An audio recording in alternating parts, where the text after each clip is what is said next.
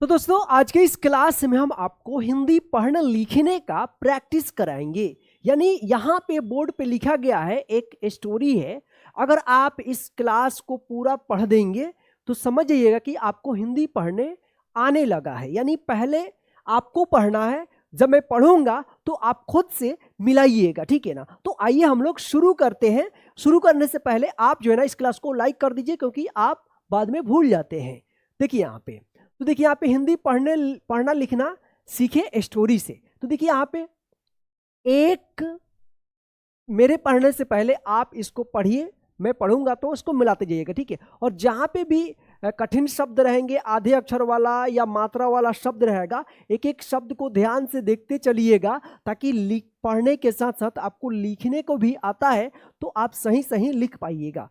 तो एक प्राचीन, देखिए इसको प्रा पढ़ेंगे, प्राचीन, प्राचीन नगर के बाहरी क्षेत्र में एक विशाल और रहस्यमयी, देखिए यहाँ पे रहस्यमयी, ये बड़ा शब्द है, रहस्यमयी हवेली स्थित, देखिए आधे अक्षर वाला है स्थित, तो देख लीजिए किस तरह से लिखा हुआ है, थी।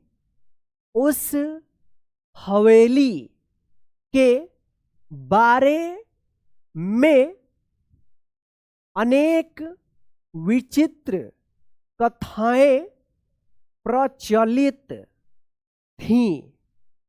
लोग कहते थे कि वहां रात के समय अजीब आवाजें सुनाई देती हैं। नगर के अधिकांश लोग उस हवेली के पास जाने से भयभीत रहते थे, किंतु आर्यन, देखिए यहाँ पे रेफ की मात्रा है, आर्यन नाम का एक साहसी और जिज्ञासु बालक इन बातों पर विश्वास नहीं करता था। एक दिन, देखिए यहाँ पे ये विश्वास आपको जब भी आता है तो आप जो है ना इस तरह से इसको पढ़िएगा या लिखिएगा, ठीक है ना। विश्वास इस तरह से होता है, ठीक है ना। विश्वास, जैसे आप यहाँ पे स्टोरी में देख रहे हैं, यहाँ पे लिखा हुआ है, ये दूसरे तरीके से लिखा है, कभी कभी किताब में इसी तरह से आपको मिल जाएगा। तो बस आपको ऐसे पढ़ना है। अगर लिखने को आता है तो बी आधा श तालब श वा स, विश्वास होता है, ठीक है। उसने अपने मित्र प्रशांत से कहा, मुझे लगता है कि इन कहानियों के पीछे कोई रहस्य छिपा हुआ है। हमें सच्चाई, देखिए यहाँ पे आधा च फिर पूरा चा है ई, सच्चाई का पता लगाना चाहिए। रात्रि के समय दोनों मित्र टॉर्च, देखिए यहाँ पे टॉर्च, ये औ की मात्रा है, ठीक है। और फिर चौ पे रेफ की मात्रा है, यानी रॉ की मात्रा है। इसको क्या पढ़ेंगे, टॉर्च पढ़ेंगे। टॉर्च लेकर हवेली की ओर प्रस्थान, प्र आदस था न, प्रस्थान कर गए। हवेली का वातावरण, वातावरण देखिए, वातावरण इस तरह से आप लिखिए, वातावरण, वातावरण अत्यंत शांत और डरावना था। टूटी हुई खिड़कियों, खिड़कियों से ठंडी हवा अंदर प्रवेश कर रही थी।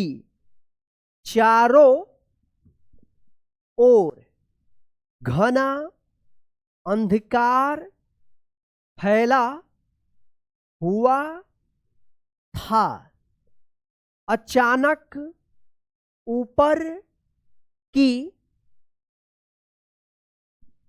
मंजिल से किसी वस्तु के गिरने की भयंकर आवाज आई। प्रशांत घबराकर बोला, हमें यहां से तुरंत लौट जाना चाहिए। किंतु आर्यन ने साहसपूर्वक, साहसपूर्वक देख लीजिए, इस तरह से लिखिएगा, साहस और इसे पूर्वक है, साहसपूर्वक कहा, डरने से सत्य नहीं बदलता। हमें आगे बढ़ना होगा। दोनों धीरे धीरे, देखिए जब एक ही शब्द को दो बार लिखा जाता है तो बीच में ये लिखा जाता है, इसको हाइफन बोलते हैं, ठीक है ना। धीरे धीरे, जहां पे भी जैसे रुक रुक कर, तो रुक रुक के बीच में क्या होगा कि हाइफन रहेगा, ठीक है, ध्यान रखिएगा आप लिखते समय। सीढ़ियां चढ़कर ऊपर पहुंचे। वहां उन्होंने देखा कि एक पुरानी अलमारी हवा के कारण हिल रही थी। उसी अलमारी के पीछे एक गुप्त कमरा था। कमरे के अंदर अनेक प्राचीन पुस्तकें, चित्र और मूल्यवान मूल्यवान वस्तुएं रखी हुई थीं। दीवार पर एक वृद्ध व्यक्ति का चित्र लगा था। चित्र के नीचे लिखा था, ज्ञान सबसे बड़ी शक्ति है। उसी समय हवेली के वृद्ध संरक्षक वहां आ पहुंचे। उन्होंने मुस्कुराते हुए कहा, लोग बिना सच्चाई जाने डर जाते हैं। यहां पे देखिए, वास्तव में यह हवेली एक प्राचीन पुस्तकालय है। आर्यन और प्रशांत को अपनी भूल का एहसास हुआ। चलिए अब यहां पे देखिए, उन्होंने समझ लिया कि अफवाहों पर विश्वास करने के